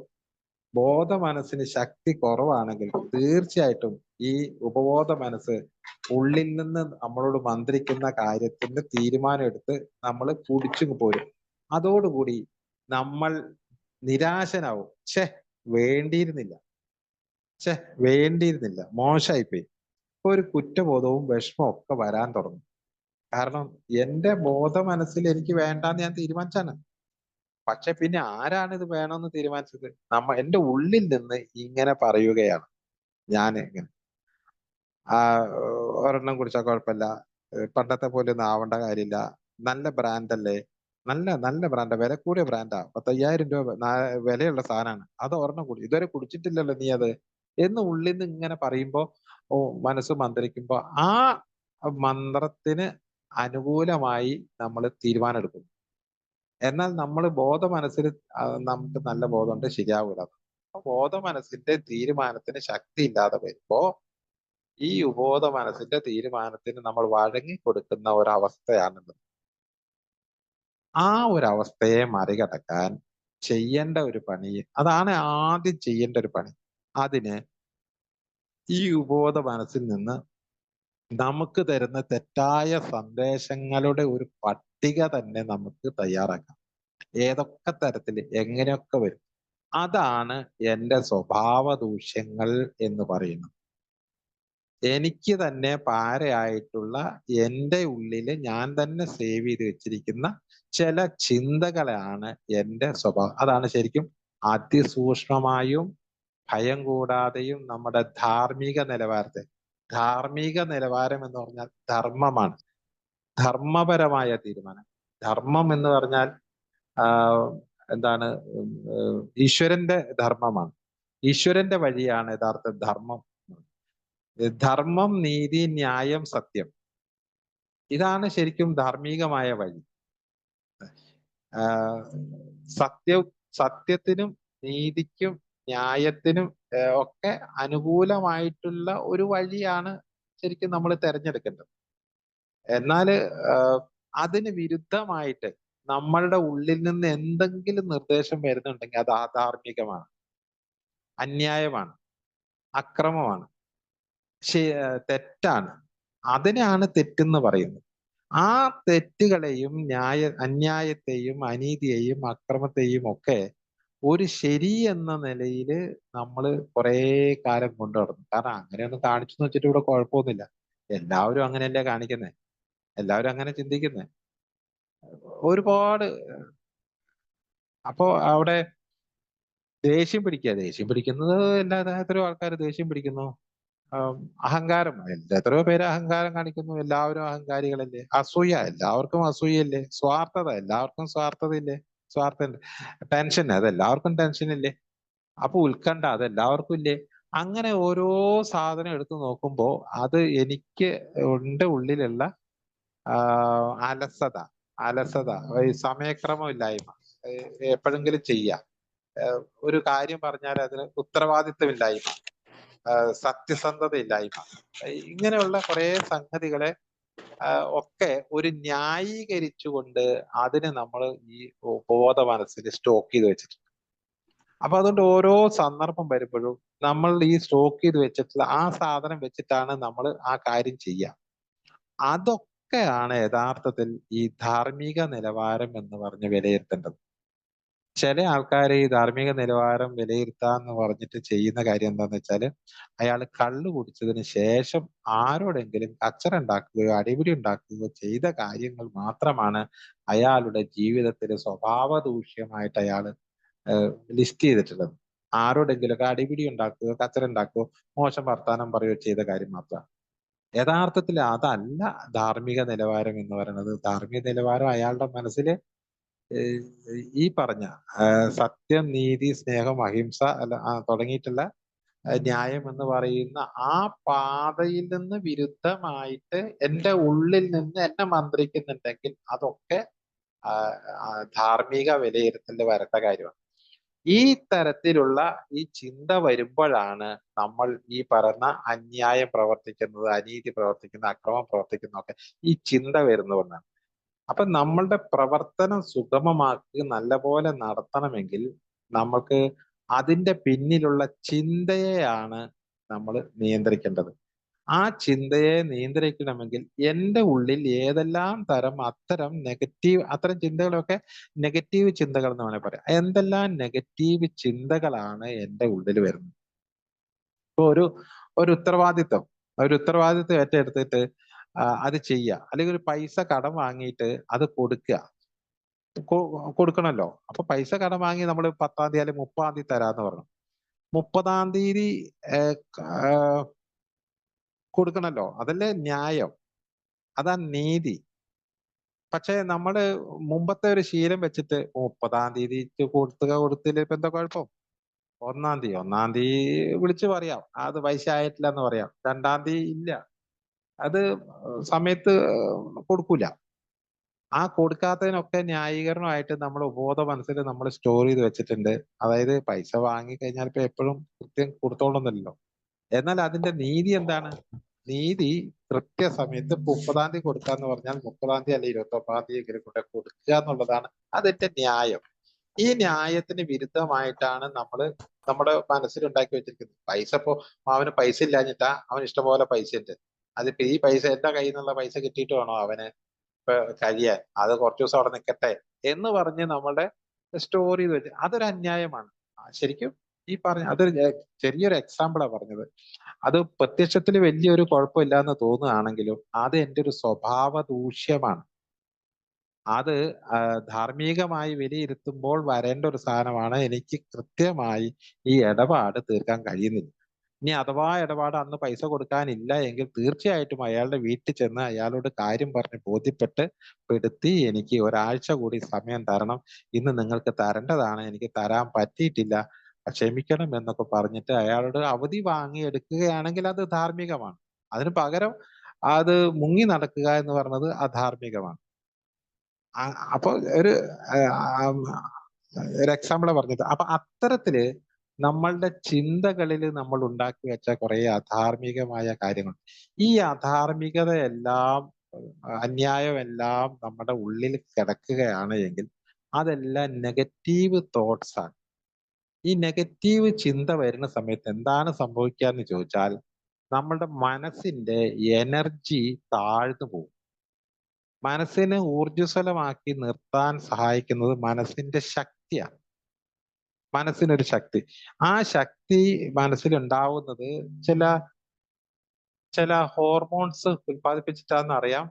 സെറാട്ടോണിൻ, അതുപോലെ തന്നെ ഡോപ്പാമിൻ എന്ന് പറയുന്ന 2 ഹോർമോൺ ആണ് ഈ ഇത് ഡോപ്പാമിൻ പെട്ടെന്ന് ഉണ്ടാവുകയും പെട്ടെന്ന് അത് കുറഞ്ഞു പോവുകയും ചെയ്യും. പക്ഷെ സെറാട്ടോണിൻ അങ്ങനെയല്ല. സെറാട്ടോണിൻ ഇങ്ങനെ സ്റ്റേൺ ആയിട്ട് നിലനിൽക്കുന്ന ഒരു ഹോർമോണാണ്. അപ്പൊ ഈ സത്യസന്ധത പുലർത്തുന്ന ജീവിതമുള്ള ഒരാൾക്ക് സെറാട്ടോണിൻ ഹൈ ലെവലായിരിക്കും. നല്ല എപ്പോഴും സെറാട്ടോണിൻ അയാൾക്ക്. അതേപോലെ കൃത്യനിഷ്ഠയുള്ള ഒരാളും അയാളുടെ സെറാട്ടോണിൻ ലെവല് ഓക്കെ ആയിരിക്കും. അതേപോലെ ഈ സത്യത്തിനും നീതിക്കും അനുസരിച്ച് നീങ്ങുന്ന ആളുടെ സെറാട്ടോണിൻ ലെവല് ഹൈ ആയിരിക്കും. അപ്പൊ അയാൾക്ക് നല്ല ഊർജം ഉണ്ടാവും. ഇതിന് വിപരീതമായിട്ടാണ് നിൽക്കണമെങ്കിൽ ഇയാളുടെ സെറാട്ടോണിൻ ലെവൽ താഴ്ന്നു പോവുകയും ഇയാൾ ആകെ ഡൗൺ ആയി പോകും. അങ്ങനെ ഡൗൺ ആയി പോകുന്നത് കൊണ്ടാണ് ഈ ഊർജം ലഭിക്കാൻ വേണ്ടിയാണ് കൃത്രിമ ഊർജ സ്രോതസ്സായ മദ്യത്തെ നമ്മൾ അഭയം പ്രാപിക്കും. അപ്പോ ശരിക്കും മദ്യപിക്കാൻ പോകുന്നത് ഈ എനർജി കിട്ടാനാണ്, മൂഡ് ഓഫ് ആയതുകൊണ്ടാണ് മദ്യപിക്കാൻ പോകുന്നത് എന്ന് പറയുമ്പോ ആ മൂഡ് ഓഫ് ആവാനുള്ള കാരണം ഈ മനുഷ്യന്റെ ചിന്തയിൽ നിന്നുണ്ടാക്കിയത്. അപ്പൊ ഇയാളുടെ ചിന്ത പോസിറ്റീവ് ആക്കി എടുത്തെങ്കിൽ മാത്രമേ ഇയാൾക്ക് ഈ മദ്യത്തെ അഭയം പ്രാപിക്കേണ്ട ആവശ്യമില്ല അതിന്. അപ്പൊ അതുകൊണ്ട് മദ്യപാനത്തിൽ നിന്ന് മാറി നിന്ന് കഴിഞ്ഞു കഴിഞ്ഞാൽ ഇയാൾ ചെയ്യേണ്ട ഒരു പണി എന്ന് പറയുന്നത് ഇയാളുടെ മനസ്സിന്റെ ഊർജത്തെ നഷ്ടപ്പെടുന്ന ഏത് സംഗതി ഉണ്ടെങ്കിലും അതിനെ എടുത്ത് മാറ്റം വരുത്തുക എന്നുള്ളതാണ്. അത് അങ്ങനെ മാറ്റം വരുത്താനും പറ്റില്ല, കാരണം അത് ഉപബോധ മനസ്സിൽ സ്റ്റോർ ചെയ്ത് വെച്ചിരിക്കുന്ന, അത് ഒരു ദീർഘകാല പദ്ധതിയുടെ ഭാഗമായിട്ട് അതിനെ മെല്ലെ മെല്ലെ മെല്ലെ അതിനെ ഡിലീറ്റ് ചെയ്യാൻ പറ്റുള്ളൂ. മാസങ്ങൾ, ചിലപ്പോൾ വർഷങ്ങൾ എടുത്ത് ചെയ്യേണ്ട ഒരു ദീർഘദൂര പ്രോസസ്സാണ് ഈ നെഗറ്റീവ് ചിന്തകളെ എടുത്ത് മാറ്റുക എന്നുള്ളത്. ആ നെഗറ്റീവ് ചിന്തകളെയാണ് യഥാർത്ഥത്തിൽ ആ ചിന്തയിലേക്ക് നയിക്കുന്ന ബോധ മനസ്സിൽ സ്റ്റോർ ചെയ്ത് വെച്ചിരിക്കുന്ന ചില ആശയങ്ങൾ.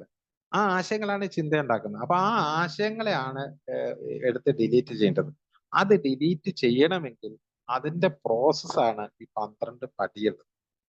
ആദ്യം ഇതുപോലെ എന്തൊക്കെയാണ് എന്റെ എനർജിയെ എനിക്ക് നഷ്ടപ്പെടുത്തുന്ന എന്നിലുള്ള ഈ ചിന്താഗതികൾ, ആ ചിന്താഗതികളെ ഓരോന്ന് കണ്ടു കഴിഞ്ഞാൽ ഈ ചിന്താഗതിയെ ഇത്രയും കാലമായിട്ട് സ്റ്റോർ ചെയ്തല്ലേ, അതിനെ മാറ്റാൻ കഴിയുന്നില്ലെന്ന്, അതങ്ങനെ നിൽക്കുക. അപ്പോഴാണ് ആ മാറ്റാനുള്ള ഒരു എനർജി ഇല്ലാതിരിക്കുന്ന അവസരത്തിലാണ് നമ്മൾ ഔട്ട്സൈഡിൽ നിന്ന് എനർജിയെ ശേഖരിക്കാൻ തീരുമാനിക്കുകയാണ്. ഔട്ട്സൈഡ്, പുറമേ നിന്ന് നമ്മൾ ഊർജത്തെ നമ്മൾ ഡൗൺലോഡ് ചെയ്യാൻ. ഈ ഊർജം എവിടെ നിന്നാണ് ഡൗൺലോഡ് ചെയ്യാൻ കഴിയുക? ആ ഡൗൺലോഡ് ചെയ്യാൻ കഴിയുന്ന ഒരു ഒരു ഏജൻസിയാണ് യഥാർത്ഥത്തിൽ പ്രപഞ്ചം എന്ന് പറയുന്നത്. ആ പ്രപഞ്ചത്തിലെ എനർജി സോഴ്സിനെ ഇട്ടിരിക്കുന്ന പേരാണ് ഈശ്വരൻ എന്നും ദൈവം എന്നൊക്കെ. ശരിക്കും ആ പേര് പറഞ്ഞ് നമ്മൾ ചെറുപ്പത്തിലെ പഠിച്ചു പോയ ഒരു മോശം കാര്യമുണ്ട്. അത് ഏതോ ഒരു മനുഷ്യരൂപമാണെന്നും അത് ആകാശത്താണ് ഇരിക്കണതെന്നും അത് അവിടെയാണ് ഇരിക്കണതെന്നും മനുഷ്യനായി പിറന്നു എന്നൊക്കെ ഉള്ള ഒരു വിശ്വാസത്തിൽ ഇരിക്കുന്നത് കൊണ്ട് നമുക്ക് അത് വിളിച്ചാൽ വരും എന്നുള്ള ഒരു ചിന്തയില്ലാത്തത് കൊണ്ട് അതിനെ കുറിച്ചുള്ള വിശ്വാസം ഇല്ലാതായിപ്പോയി. യഥാർത്ഥത്തില് ഈ പറഞ്ഞ സംഗതി ഒരു പ്രാപഞ്ചിക എനർജിയാണ്. എന്റെ ചുറ്റുമുള്ള ഈ വായു തന്നെയാണ് ആ എനർജി. വായു പ്രപഞ്ചത്തിലെ എനർജി. വായു ഒരു എനർജിയാണ്, കാറ്റൊരു എനർജിയാണ്, മഴ ഒരു എനർജിയാണ്. ഈ എനർജി സോഴ്സും കൂടെ ചുറ്റുവട്ടത്തുണ്ട്. പക്ഷെ ആ എനർജി ഇല്ലാത്ത ഒരു സ്ഥലം എന്ന് പറയുന്നത് നമ്മളുടെ മനസ്സാണ്. കാരണം ആ എനർജി പോവാൻ കാരണം നമ്മളുടെ മനസ്സിലെ നെഗറ്റീവ് ചിന്തകളാണ്. ഈ നെഗറ്റീവ് ചിന്ത വരുന്നതോടെ ആ എനർജി മൊത്തം അങ്ങോട്ട് പോവുകയാണ്. എന്നാൽ പോസിറ്റീവ് ചിന്തയാണെങ്കിൽ ഓട്ടോമാറ്റിക്കായിട്ട് എനർജി കയറുമായിരുന്നു. ആ പോസിറ്റീവ് ചിന്ത മനസ്സിലോട്ട് വരുന്നുമില്ല. ആ സമയത്താണ് നമ്മൾ ഈ ഔട്ട്സൈഡിൽ നിന്ന് നമ്മൾ എനർജിയെ കടമാകുക അല്ലെങ്കിൽ ഡൗൺലോഡ് ചെയ്യുക. ആ ഡൗൺലോഡ് ചെയ്യണമെങ്കിൽ ആദ്യം ഈ എനർജി ഇവിടെ ഉണ്ട്, പ്രപഞ്ചത്തിലുണ്ട് എന്ന് വിശ്വസിക്കണം. ഈ ചുറ്റുവട്ടത്തുണ്ടെന്ന് വിശ്വസിക്കണം. അത് ദേവാലയത്തിൽ മാത്രമല്ല, അമ്പലത്തിൽ മാത്രമല്ല, എന്റെ ചുറ്റുവട്ടത്തുണ്ട് ഈ എനർജി. ഒന്ന് പൂർണ്ണമായും അങ്ങ് വിശ്വസിക്കുകയാണ് എങ്കിൽ ആ എനർജിയെ നമുക്ക് ഡൗൺലോഡ് ചെയ്യാൻ ശ്വാസത്തിലൂടെ നമുക്ക് ഉള്ളിലേക്ക് എടുത്തു കഴിഞ്ഞാൽ ഡൗൺലോഡ് ചെയ്യാൻ കഴിയുമെന്നൊന്ന് വിശ്വസിച്ചു നോക്കൂ. ഒരു അന്ധവിശ്വാസം എന്ന് വേണമെങ്കിൽ പറയാം, പക്ഷേ അത് വളരെ എഫക്റ്റീവാണ്. ഈ എനർജിയെ ഞാൻ സാങ്കല്പികമായി എനർജിയെ ചാർജ് ചെയ്യുകയാണ്. അത് 100% സങ്കല്പമാണ്. അങ്ങനെ ഒരു എനർജി സോഴ്സ് ഉണ്ട് എന്നുള്ള സങ്കല്പം, അത് പൂർണ്ണമായ സങ്കല്പം, പൂർണ്ണമായ വിശ്വാസം. എന്നിട്ട് രണ്ടാമത്തെ സങ്കല്പം, ആ പൂർണ്ണമായ എനർജി സോഴ്സ് ഞാൻ എപ്പോ വിളിച്ചാലും എനിക്ക് അത് ഡൗൺലോഡ് ചെയ്ത് തരും, എന്നിലേക്ക് ചാർജ് ചെയ്ത് തരും എന്നുള്ള വിശ്വാസം. മൂന്നാമത്തത്, ആ എനർജി പറയുന്നത് പോലെയേ ഞാൻ ചെയ്യുകയുള്ളൂ എന്നുള്ളൊരു വിശ്വാസം. ആ എനർജി എന്നോട്, അപ്പൊ ആ എനർജിയുമായിട്ടൊന്ന് സംവദിക്കാനുള്ള ഒരു ഒരു ഒരു ധാരണ ഉണ്ടാക്കും. ആ എനർജി ആയിട്ട് നമുക്ക് സംവദിക്കാൻ പറ്റും. ആ ഒരു എനർജിക്ക് നമ്മൾ പല പേരിട്ട്, യഹോവ എന്നും അള്ളാഹു എന്നും ഈശ്വരൻ എന്നും പടച്ചോൻ എന്നൊക്കെ പറഞ്ഞ് പേരിട്ട ആ ഒരു എനർജി ഈ ചുറ്റുവട്ടത്തൊക്കെ ഉണ്ട്. അതിനെ നമുക്ക് ഒന്ന് കണ്ണടച്ചിരുന്നാൽ, കണ്ണ് തുറന്നു വെച്ചാൽ നമുക്ക് വരുന്നത് കാണാലോ. പക്ഷെ കണ്ണടച്ചിരുന്നാൽ നമുക്കത് ഫീൽ ചെയ്യും. ഇതൊരു ഫീലിംഗ് ആണ്. ആ എനർജി നമ്മുടെ ഉള്ളിലേക്ക് വരുന്നുണ്ടെന്നുള്ള ഫീൽ. പിന്നെ അത് നമ്മുടെ ഉള്ളിലേക്ക് നമ്മൾ ആവാഹിച്ചു, നമ്മുടെ ഉള്ളിലേക്ക് കയറി, നമ്മുടെ ശരീരം മുഴുവൻ വ്യാപിച്ചു. അങ്ങനെ നമ്മൾ ഫുൾ എനർജി ആയി എന്ന് അങ്ങോട്ട് സങ്കല്പിച്ചു കഴിഞ്ഞാൽ പെട്രോൾ പമ്പിൽ പോയി നമ്മൾ ഈ പെട്രോൾ അടിക്കണ പോലെയാണ്. പെട്രോൾ അടിച്ചു കഴിഞ്ഞാല് നമ്മൾ വണ്ടി കാറൊക്കെ കൊണ്ടുപോയി കഴിഞ്ഞാല് കാറ് പെട്രോൾ പമ്പിൽ കയറ്റി വെക്കും. എന്നിട്ട് നമ്മള് സ്റ്റിയറിംഗിന്റെ അടിയില് സീറ്റിന്റെ അടിയിലുള്ള ഒരു ബട്ടൺ ലിവറിങ് പൊന്തിച്ചിട്ട് അതിന്റെ പെട്രോൾ പമ്പിന്റെ ഡോറ് തുറക്കും. പെട്രോൾ ടാങ്കിന്റെ നമ്മൾ ഡ്രൈവിംഗ് സീറ്റിലാണ് ഇരിക്കുക. പെട്രോൾ ടാങ്കിന്റെ ഡോറ് ടാങ്കിന്റെ ആ ഒരു അടപ്പ് തുറന്നത് നമ്മൾ കണ്ടിട്ടില്ല. അതുപോലെ ആ പമ്പുകാരൻ അത് അവിടെ എന്തോ ഒന്ന് ഞെക്കുന്ന കണ്ടു. എന്നിട്ട് ആ കുഴല് കൊണ്ടുപോയി നമ്മുടെ ടാങ്കിലേക്ക് വെച്ചിട്ടുണ്ട്. ഇനി കുറച്ചു നേരം കഴിഞ്ഞപ്പോ അവിടെ ആ ഒരു മീറ്റർ ബോർഡിന്റെ മുകളില് 1 ലിറ്റർ 2 ലിറ്റർ 3 ലിറ്റർ എന്ന് പറഞ്ഞ എന്തോ ഒരു സാധനം ഇങ്ങനെ കറങ്ങിക്കൊണ്ടിരിക്കുന്നത് കണ്ടു കഴിഞ്ഞപ്പോ 10 ലിറ്റർ എന്ന് പറഞ്ഞ അവിടെ ഒരു മാർക്ക് കണ്ടപ്പോ 10 ലിറ്ററിന്റെ പൈസ കൊടുത്ത് പോരുന്നവരാ നമ്മള്. നമ്മൾ കണ്ടിട്ടേ ഇല്ല പെട്രോള് വണ്ടിക്കകത്ത് കയറുന്നത്, കണ്ടിട്ടേ ഇല്ല. പക്ഷേ നമ്മള് അത്രയും 10 അല്ലെങ്കിൽ ഫുൾ ടാങ്ക് പെട്രോൾ അടിച്ചു എന്നുള്ള വിശ്വാസത്തിന്റെ മുകളിലാണ് നമ്മൾ പിന്നെ വണ്ടി ഓടിക്കുന്നത്. ഞാൻ കണ്ടിട്ടില്ല പെട്രോൾ അടിക്കുന്നത്, പെട്രോൾ എന്റെ വണ്ടി കയറുന്നത് ഞാൻ കണ്ടിട്ടില്ല. ഒരു വിശ്വാസമാണ്. എന്റെ വണ്ടിയിൽ ഫുൾ ടാങ്ക് പെട്രോൾ ഉണ്ട് എന്നൊരു വിശ്വാസം. അതെങ്ങനെയാണെന്ന് വെച്ചാൽ എനിക്ക് ആകെ തെളിവ് എന്ന് പറഞ്ഞാൽ ആ മീറ്റർ ബോർഡിൽ ഒരു 20 ലിറ്റർ 25 ലിറ്റർ എന്നൊരു സാധനം കണ്ടത് മാത്രം ഒരു വിശ്വാസം. ഇതേ വിശ്വാസമാണ്. എന്നിട്ട് പിന്നെ നമ്മള് ഈ ശരിക്കും പമ്പിലേക്ക് എത്തുന്നപ്പോ വണ്ടി റിസർവിലാണ്. അത് കഴിഞ്ഞ് വിശ്വാസം കഴിഞ്ഞു കഴിഞ്ഞിട്ട് പിന്നെ നമ്മൾ നോക്കുമ്പോൾ വണ്ടിയുടെ മീറ്ററിന്റെ മുകളില് അവിടെ ഇങ്ങനെ കട്ട ഇങ്ങനെ കറുത്ത കട്ട ഇങ്ങനെ കാണാം. അപ്പോഴും നമുക്കൊരു വിശ്വാസമാണ് പെട്രോള് അത്ര ഉണ്ട് ഉണ്ട്. ഞാൻ എന്നിട്ട് പെട്രോൾ ഞാൻ കണ്ടിട്ടില്ല. അപ്പൊ ഈ കട്ട നോക്കി കഴിഞ്ഞപ്പോൾ കട്ട കുറെ ഉണ്ട്. അപ്പൊ എന്റെ വണ്ടിയിൽ പെട്രോൾ ഉണ്ടെന്ന് വിശ്വസിക്കുന്നു. പെട്രോൾ കാണാതെ സൂചനകൾ കണ്ട് മാത്രമാണ് നമ്മൾ വിശ്വസിക്കുന്നത്. ഇതേപോലെ ഈശ്വരനെ കാണാതെ തന്നെ ഈശ്വരന്റെ സൂചനകൾ കണ്ട് വിശ്വസിച്ചാൽ മതിയല്ലോ. പക്ഷെ ഈശ്വരന്റെ കാര്യം എത്തുമ്പോ അതിനെ എനിക്ക് കണ്ടാലേ വിശ്വസിക്കാൻ പറ്റുള്ളൂ എന്ന് വിചാരിക്കുന്ന ആൾക്കാരാണ് നമ്മൾ പലരും. അതിന്റെ ആവശ്യമില്ല. ശരിക്കും ഈ സൂചനകളിൽ നിന്ന് മീറ്റർ ബോർഡില് മീറ്റർ ബോർഡിലുള്ള ആ കട്ടയുടെ സൂചന കണ്ടു, പെട്രോൾ പമ്പിലെ നമ്പറിന്റെ സൂചന കണ്ടു, എന്റെ വണ്ടിയിൽ മുഴുവൻ പെട്രോൾ ഉണ്ട് എന്ന് ഉള്ള വിശ്വസിക്കുന്ന പോലെ എന്റെ മനസ്സിലേക്ക് ഈശ്വരൻ എത്തിച്ചേർന്നു എന്ന് വിശ്വസിക്കാൻ നമുക്ക് ഒരുപാട് സൂചനകളുണ്ട്. ഈ സൂചനകളെ നമ്മൾ അപ്പൊ നമുക്ക് ഉള്ളിലേക്ക് കയറി എന്നുള്ളത് തിരിച്ചറിയേണ്ടത് നമുക്ക് കിട്ടിയിട്ടുള്ള ഒരുപാട് ഭാഗ്യങ്ങളാണ്. ഒരുപാട് ഭാഗ്യങ്ങൾ നമുക്ക് ഇങ്ങനെ വന്നുകൊണ്ടിരിക്കുമ്പോ നമുക്ക് മനസ്സിലാവണം അത് ഇതിന്റെ സൂചനയാണ്. എന്നിൽ ഈശ്വരൻ ഉണ്ട് എന്നുള്ളതിന്റെ സൂചനയാണ് ഈ ഭാഗ്യങ്ങൾ വരുന്നത്. ചില സാധനമൊക്കെ പെട്ടെന്ന് ഒരു ഓർമ്മ നമുക്ക് വരും.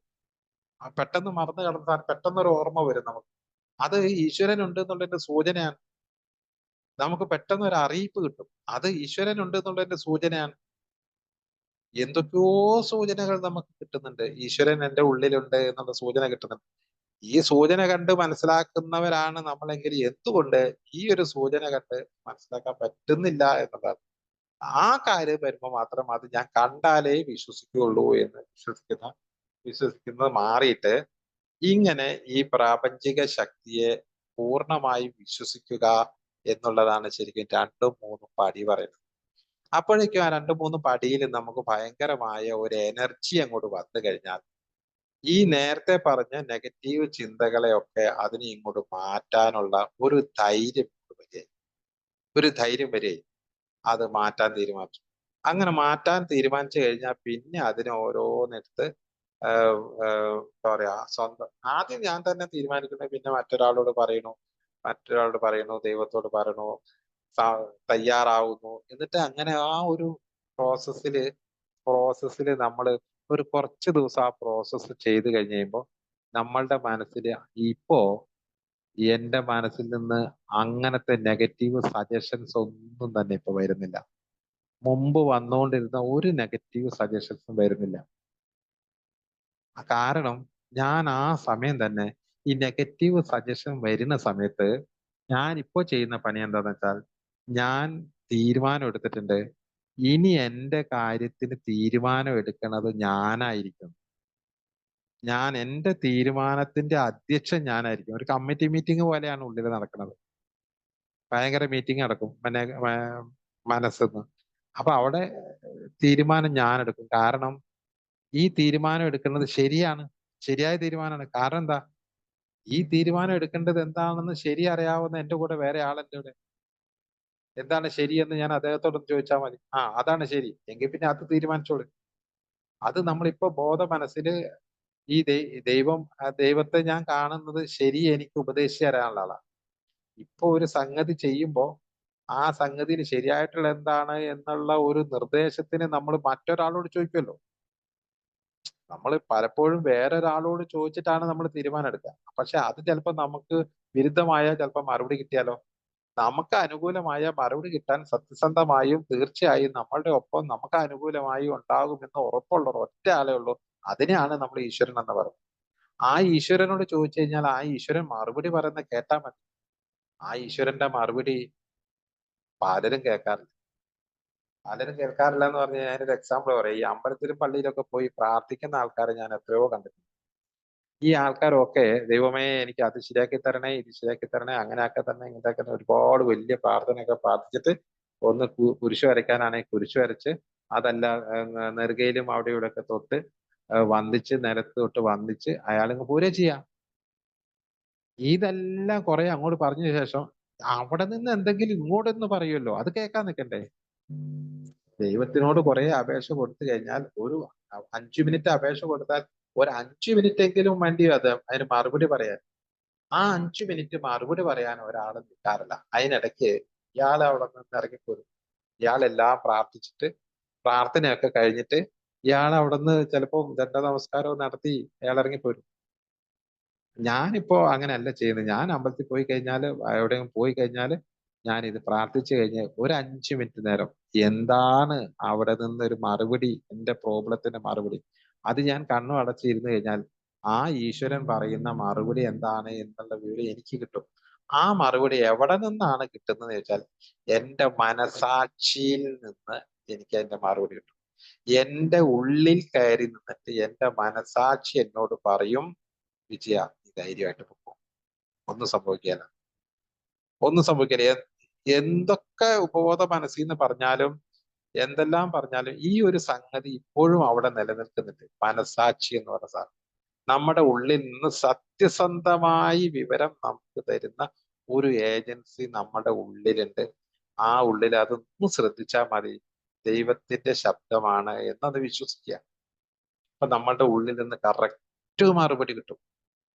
ആ മറുപടിക്ക് വേണ്ടി നമ്മൾ ഒന്ന് കാത്തു നിന്നാൽ ധൈര്യമായിട്ട് നീ പോയിക്കോളൂ, പോയിക്കോളൂ എന്ന് പറയും. ആ മറുപടിക്ക് കേൾക്കാൻ നമ്മൾ തയ്യാറായാൽ ഒരു സ്റ്റെപ്പായി. ആ സ്റ്റെപ്പാണ് ഈ പറഞ്ഞ 1ഉം 2ഉം 3ഉം 4ഉം 5ഉം 6ഉം 7ഉം സ്റ്റെപ്പായി സംഗതി. അപ്പൊ ദൈവത്തിന്റെ ഒരു മറുപടി കിട്ടി. ആ മറുപടിക്ക് അനുസരിച്ച് നമ്മൾ കാര്യങ്ങൾ ചെയ്യുന്നു. അപ്പോഴും നമ്മുടെ ഉപബോധ മനസ്സിൽ നിന്ന് ഒരുപാട് നെഗറ്റീവ് ചിന്തകൾ ഉണ്ടായിക്കൊണ്ടിരിക്കുന്നു. ആ ചിന്തകൾ അവിടെ അടങ്ങിയിരിക്കുന്നു പറയണു. എനിക്കറിയാം എന്താ ചെയ്യേണ്ടതെന്നുള്ള. നീ അവിടെ മിണ്ടാണ്ടിരിക്കുക. ഈ എന്റെ ഉപബോധ മനസ്സിനെ ഞാൻ രണ്ടാക്കിയിട്ട് കാണുന്നു, അതിനെ വേറെ ഒരാളാക്കി മാറ്റി. എന്നിട്ട് അതിന്റെ നിർദ്ദേശങ്ങളെ തൽക്കാലം അവഗണിക്കാൻ തീരുമാനിച്ചു. കാരണം ഇപ്പോഴെനിക്ക് ബുദ്ധിയുണ്ട്, വിവരമുണ്ട്, എനിക്ക് ബോധമുണ്ട്, എനിക്ക് ഈശ്വരനുണ്ട്, ശരിയായി ചിന്തിക്കാനും തീരുമാനമെടുക്കാനും നടപ്പിലാക്കാനുമുള്ള ശക്തി എനിക്കുണ്ട്. അതുകൊണ്ട് ഈ പഴയ അനുഭവങ്ങളുടെ ഈ മോശപ്പെട്ട അനുഭവങ്ങളൊന്നും എനിക്ക് ഇങ്ങോട്ട് പറഞ്ഞു തരേണ്ട കാര്യമില്ല. ഇനി അങ്ങനെ ഉണ്ടെന്ന് കരുതിക്കോ. പലപ്പോഴും നമ്മൾ ഇതിനൊക്കെ മറികടന്നിട്ടുണ്ട്. ഒരു ഉദാഹരണം പറഞ്ഞാല്, ഞാന് 2015 ഞാൻ ബൈക്കിന്റെ മുകളിൽ നിന്ന് വീണു. ബൈക്കിന്റെ മുകളിൽ നിന്ന് വീണ് എന്റെ തോളല് പൊട്ടി, വാരിയലൊക്കെ പൊട്ടി. അത് കഴിഞ്ഞ് ഞാൻ ഈ അസുഖമൊക്കെ മാറി കുറച്ചു കാലം കഴിഞ്ഞപ്പോ ഞാൻ ഈ ബൈക്ക് എടുക്കാൻ നേരത്ത് അപ്പൊ എന്റെ ഉപബോധ മനസ്സിൽ നിന്ന് ഇങ്ങ് പറയും, എടാ നോക്കണേ വീഴുവേ, വീഴുവേ. ഞാൻ വണ്ടി ഓടിച്ചു പോകുമ്പോ ഒക്കെ എന്റെ ഉള്ളിൽ നിന്ന് ഇങ്ങനെ പറയും, നോക്കണം കേട്ടോ, ഇതാ മഴ നനഞ്ഞ കിടക്കുക, സ്ലിപ്പ് ചെയ്യേ, വീഴുവേ, വീഴുവേ. അങ്ങനെ വീഴുവെന്ന് ഈ ഉപബോധ മനസ്സ് പറഞ്ഞുകൊണ്ടിരുന്നോടത്തുനിന്ന് ഞാൻ അതിനെ മറികടന്നിട്ടില്ലായിരുന്നു എങ്കിൽ എനിക്കിപ്പോ വണ്ടി ഓടിച്ചു പോകാൻ പറ്റിയത്. പല ആൾക്കാർക്കും ഇത് ഇങ്ങനത്തെ ഫീലിംഗ് ഉണ്ടാവും.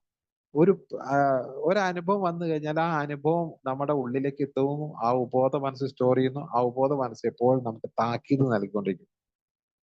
നീ പോകണ്ടട്ടോ, വണ്ടി എടുത്ത് പോകണ്ടട്ടോ, ബൈക്കെടുത്ത് പോകണ്ടട്ടോ, വീഴും വീഴും വീഴും. അങ്ങനെ ഏതെങ്കിലും ഒരു സംഭവം മരത്തെ കയറി ഒന്ന് ജസ്റ്റ് ഒന്ന് വീണ് കഴിഞ്ഞാൽ അപ്പോ മരത്തെ കയറാൻ തുടങ്ങുമ്പോഴേക്കും പറയും കയറണ്ടട്ടോ, മരം കയറണ്ടട്ടോ, എന്നാള് വീണത് ഓർമ്മില്ല. പൈസ ആർക്കെങ്കിലും കടം കൊടുക്കാൻ നേരത്ത് അന്നേരം ഉപബോധ മനസ്സൊരു കൊടുക്കണ്ടട്ടോ, എന്നാള് കൊടുത്തിട്ട് കിട്ടാത്ത ഓർമ്മില്ലേ. അപ്പൊ ഏതെങ്കിലും ഒരു സംഗതി ഉണ്ടെങ്കിൽ അത് വേഗം ഫീഡ് ചെയ്ത് ഉപബോധ മനസ്സിൽ വെക്കും. പിന്നെ അതാണ് നമ്മളെ നിയന്ത്രിക്കുക. ആ ഒരു നിയന്ത്രണം തൽക്കാലം ഉപബോധ മനസ്സ് നിയന്ത്രിക്കേണ്ട എന്ന് അങ്ങോട്ട് തീരുമാനിച്ചു. പ്രസന്റില് എന്താണോ ശരി എന്ന് തോന്നുന്നത് അതിന് തീരുമാനം എടുക്കുക. അത് ശരിയാണ് എന്ന് ഉറപ്പുവരുത്താൻ വേണ്ടി ഞാൻ ദൈവവുമായിട്ടൊന്ന് സംവദിക്കുക. അങ്ങനെ കുറച്ചു ദിവസം അങ്ങനെ ചെയ്ത് കഴിഞ്ഞ് കഴിയുമ്പോൾ സ്വാഭാവികമായിട്ടും നമ്മൾ അങ്ങോട്ട് മാറും. നമ്മളുടെ ക്യാരക്ടർ മാറും, നമ്മുടെ സ്വഭാവം മാറും, നമ്മുടെ ഉള്ളു മാറും, എല്ലാം മാറും. അപ്പൊ അവനവന്റെ അധ്യക്ഷനായി നിന്ന് കഴിഞ്ഞാൽ നമുക്ക് നല്ല മാറ്റങ്ങൾ ഉണ്ടാക്കാം. ഈ മാറ്റങ്ങൾ ഉണ്ടാക്കിയെടുക്കാൻ മനസ്സിനെ ഒന്ന് പാകപ്പെടുത്തി മാറ്റിയെടുക്കാനുള്ള ഒരു മഹത്തായ പ്രോസസ്സ് വേണം. ഈ പ്രോസസ്സ് നമുക്ക് പ്രൊവൈഡ് ചെയ്തത് ആൽക്കഹോളിക്സ് അനോണിമസ് ആണ്. അതുകൊണ്ടാണ് ഇത് ലോകത്തിലെ ഏറ്റവും വലിയൊരു ഫെലോഷിപ്പ് ആയിട്ട് നിൽക്കുന്നത്. ഏറ്റവും വലിയ ഫെലോഷിപ്പ്. അങ്ങനെ മാറിയ മനസ്സ് വന്നു കഴിയുമ്പോൾ സ്വാഭാവികമായിട്ടും മദ്യം അവിടുന്ന് മാറി നിൽക്കുക ചെയ്യും. ഓക്കെ. അപ്പൊ അതുകൊണ്ട് ഈ പടികളെ എന്ന് പറയുന്നത് ഞാനിപ്പോ ഉദ്ദേശിച്ചത് ഈ പടികൾ എന്ന് പറയുന്നത് അത് നമ്മളുടെ മനസ്സിൽ നടക്കേണ്ട ചിന്തയിൽ വരുത്തേണ്ട ഒരു മാറ്റത്തിനുള്ള ഒരു സ്റ്റെപ്പുകളാണ്. ആ സ്റ്റെപ്പുകളെ എങ്ങനെയൊക്കെ ഒന്ന് ഞാൻ എന്റേതായ രീതിയിൽ ഒന്ന് വിശകലനം ചെയ്തതാണ്. എനിക്കത് ഫലപ്രദമാണെന്ന് തോന്നിയിട്ടുണ്ട്. അതുകൊണ്ട് ഒരുപക്ഷെ നിങ്ങൾക്ക് ആർക്കെങ്കിലും ഗുണകരമാവട്ടെ എന്ന് വിചാരിച്ചുകൊണ്ടാണ്. നമുക്ക് അടുത്ത ആഴ്ച വീണ്ടും കാണാം. 11:20 എല്ലാവർക്കും സുഖത്തിന്റെയും സന്തോഷത്തിന്റെയും നല്ല നാളുകൾ ആശംസിക്കുകയാണ്. മനസ്സിനെ നമുക്ക് മാറ്റിയിട്ട് പുതിയ ഒരു തലത്തിലേക്ക്, അപ്പോഴാണ് ഒരു എന്താ പറയാ, മദ്യപിക്കുന്ന ആളും മദ്യപിക്കാത്ത ആളും തമ്മിൽ വ്യത്യാസം ഫീൽ ചെയ്യാം. മറ്റേത് ഇയാള് ഏയില് വരുന്നതിന് മുമ്പ് കുടിക്കുന്ന ഒരാൾ കുടി നിർത്തിക്കഴിഞ്ഞാൽ കുടി നിർത്തിയ കുടിയനാണ്, കുടിക്കാത്ത കുടിയനാണ്. അയാൾക്ക് ഒരു സ്വഭാവത്തില് അയാളുടെ പെരുമാറ്റത്തിൽ ഒരു മാറ്റം ഉണ്ടാവും. പക്ഷെ ഇത് അങ്ങനെയല്ല. Okay, thank you.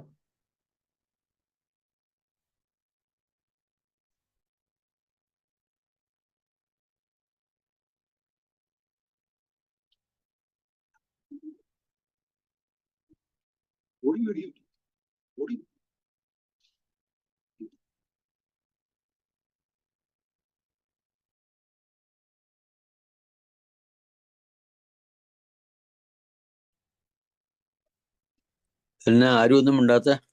ഹായ്, എൻ്റെ പേര് അലക്സ് എന്നാണ്. ഞാനൊരു അമിത മദ്യപാനിയാണ്. 7 സഹായത്തിൽ ഇന്നേ ദിവസം മദ്യപിക്കുകയുള്ള 7 ദിവസങ്ങൾ വികസിച്ചിട്ടില്ല. എല്ലാവർക്കും ഹായ്. ഇന്നത്തെ വിജയൻ മാഷിന്റെ ഹായ് ഇന്നത്തെ വിജയൻ മാഷിന്റെ രസകരമായ ഒരു ടോപ്പിക്കുകളാണ് കാര്യങ്ങളാണെന്ന് സംസാരിച്ചത്.